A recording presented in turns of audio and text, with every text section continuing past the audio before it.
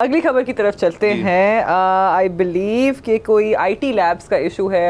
پنجاب میں 2100 سے زیادہ اسکولز میں I T lab are non functional. In Lahore itself میں 14%. 14% جی یہ I T labs in operational ہیں. لوگ بڑے پریشان ہیں. بچے کہتے ہیں جو ہم نے اپنا کمپیوٹر کے اوپر مضمون لکھنا ہوتا ہے وہ ہم لکھ نہیں سکتے. ہائر اسکولز یہ high and primary and higher کے اندر دونوں کے اندر ہے. بٹ بیسکلی مسئلہ تو کچھ ان کی چیزوں میں آ رہا ہے. اچھا اس میں ایک تو مضمون کی حد تک آبویسلی, دوسرا اس دور کے اندر اگر تو آپ نے ایجوکیشن کے اندر آئی ٹی نہ ہو تو وہ ایجوکیشن تو کافی حد تک کھوکھلی.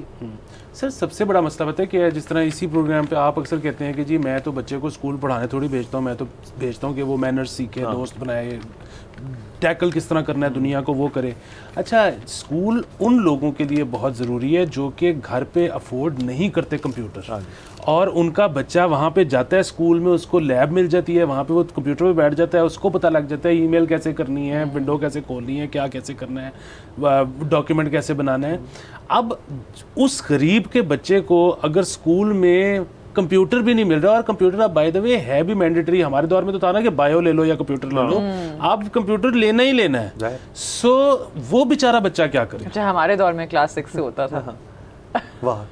اچھا اس میں ایک اور بات سر, قصوروار بالکل ٹھہرانا چاہیے ہمارے پبلک ایجوکیشن سسٹم کو, لیکن ایک اور چیز, اب جو شعبے منسلک ہیں کمپیوٹر کی یوزج سے اس میں اب اے آئی ایک نئی چیز ہے. اس سے پہلے اگر آپ ویڈیو ایڈیٹنگ لے لیں, آپ گرافک ڈیزائننگ لے لیں, آپ کسی بھی قسم کی چیز لے لیں, وی ایف ایکس سارا کچھ, اور اگر آپ نے وہ چیز سیکھنی ہے اب تو کہتے ہیں جلد سے جلد سکھاؤ, اسکل سیٹ بناؤ تاکہ آگے جا کے اس کو امپلیمنٹ کریں.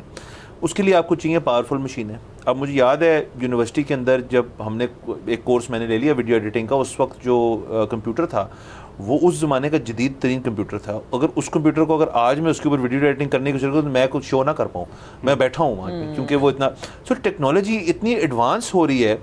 گرافکس کارڈز, ریمز, ہارڈ ڈسکیں, آپ کی پاور سپلائی, ڈسپلیز, اتنا کچھ آگے جا رہا ہے, اور اس میں جتنی آپ دیری کریں گے آپ اتنا پیچھے رہ جائیں گے کہ ایک کاسٹ پوائنٹ آف ویو سے کہ آپ کو اپڈیشن جو ہے بہت مشکل ہوئے گی. اس لیے وہ کمپیوٹرز کی حد تک یہی کہتے ہیں کہ آپ ساتھ ساتھ ان کو اپ گریڈ بھی کرتے رہیں, کیونکہ جو پیچھے سافٹ ویئر بنا رہا ہے اس نے تھوڑی دیکھنا ہے کہ یار لاہور میں پنجاب میں اسکول سسٹم کے اندر آئی ٹی کمپیوٹر پرانے ہیں تو میں جو اس حساب سے سافٹ ویئر تو اور ایڈوانس ہوتے جائیں گے, اور ریم چاہیے ان کو, اور اسپیڈ چاہیے. بالکل جتنا ڈیلے ہوگا اتنا ٹائم کم لگے گا. بالکل وہ ہوتا ہے. اب یہی جو ہمارا پی ٹی اے ٹیکس لگا ہے فونس کے اوپر, ایک طرف بالکل لاجک سمجھ میں آتی ہے کہ یار ایک وہ جدید آئی فون یا کوئی اور چیز لے رہا ہے, اس کے پاس اتنے پیسے ہیں تو پھر ٹیکس جمع کروائے, ہم تو کوئی غریب ملک ہیں.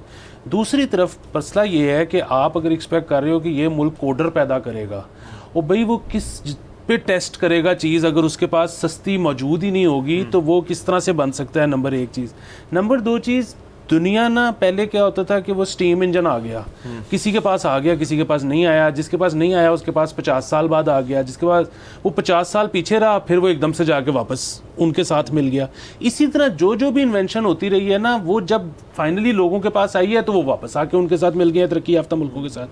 اب اے آئی ایک ایسی چیز ہے کہ جس میں آپ جتنا ڈیٹا ڈال چکے ہو اتنا وہ آگے جا چکا ہے. اب آپ اس کو اگر آپ لیٹ انٹرنٹ ہو تو آپ کبھی بھی کمپیٹ کر ہی نہیں سکتے. سو اب جو اس وقت جو ہمارا فاصلہ بنتا چلا جا رہا ہے نا ترقی یافتہ ملکوں کے ساتھ, یہ شاید رہتی دنیا تک ختم نہیں ہو.